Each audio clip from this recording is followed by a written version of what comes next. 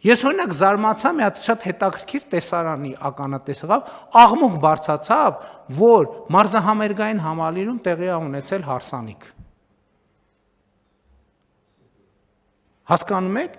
այն որ տարիներով մարզահամերգային համալիրը քանդվում էր բառից բուն իմաստով, քանդվում, քայքայվում էր, եւ մենք այսքան միլիարդներ ենք դնում, հələ չենք կարող կանգնացնենք քայքայման process-ը։ Բա պետք է տնտեսվարությամբ զբաղվի, բա ասենք մարզահամերգային համալիրում ինչ պետք է տեղի ունենա։ Ինչ պետք է տեղի ունենա, համերգ տեղի ունենա, այն որ ընդհակառակը պետք է քաջալերել, որ այսօր Հայաստանից ու դրա մասին ոչ մեկ չի խոսում։ Հարյուրավոր ընտանիքներ գնում են Դուբայում հարսանիք են անում, հետ են գալիս։ Իսկ որ ստեղ կարա բանի սննդի համակարգը աշխատի, կարան երաժիշտները հավելյալ գումար ստանան։ Վերջը ենթակա դիզայներները հավելյալ գումար ստանան, չգիտեմ, բանի ծառայություններ մատուցողները հավելյալ գումար ստանան, հավելյալ հարկ վճարեն եւ հավելյալ ծախսեր անելու հնարավորություն ունենան։ Չեկեք ձեր չտանք, չմոտենաք համալիրին։ Սենց այս մտածողությամբ, հասկանում եք, մենք մեր եկեղեցիներին էլ ենք տենց վերաբերվում։ Ես այս վերջերս կրթության նախարարին մի քանի եկեղեցի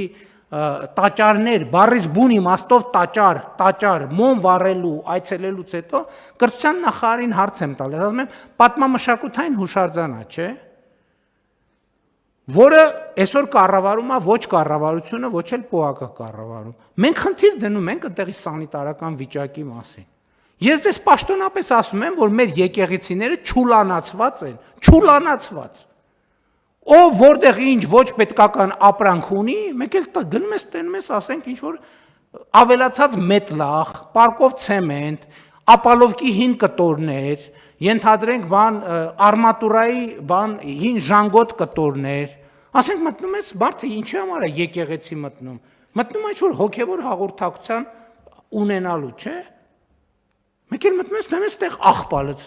աղբալցրած, ընդեղ ինչ որ մեկի հին շորերն են, ընդեղ մեկը կոշիկներն ա դրել, ընդեղ մեկը իր հին կռավատն ա բերել դրել։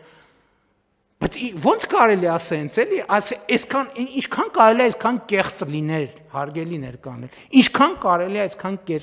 ինչքան կարելի է այդքան խոսել սրբության մասին ու այդքան արտասուրբ լինել։ Ինչքան կարելի է ոտի տակ տալ սրբությունները։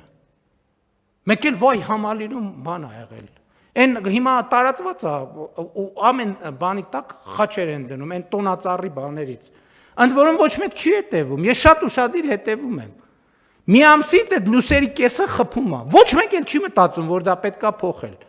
Կարևորն է նա, որ առաջին օրվա բացումնարին նկարեցին Facebook-ում գցեցին։ Արդեն երեկոյան ժամերին խաչ չի, սենց կիս հատ բան, ոչ մեկ չի մտածում, որ այդ պետքա փոխել։ Ու սա վերաբերմունքը, հասկանում եք, խաչի նկատմամբ էլ այս վերաբերմունքը, հավատի նկատմամբ էլ այս վերաբերմունքը, եկեղեցու նկատմամբ էլ այս վերաբերմունքը, բայց որ հիմա մեկը նախաձեռնություն անի, եկեք տանենք համալիրի գլխին մի հատ մեծ խաչ տնենք, շատ մեծ բան կառաջանա, շատ մեծ ակտիվություն կա, ինչպիսի նվիրական առաջարկություն, իսկապես եկեք տանենք խաչ տնենք համալիրի գլխին։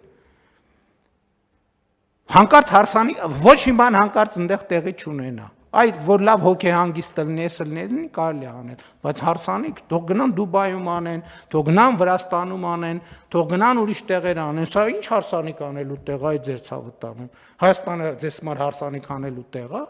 չեք կարող գնաք մի հատ նորմալ երկրում հարսանիք անեք։ Խելագարվել կարելի է ուղղակի։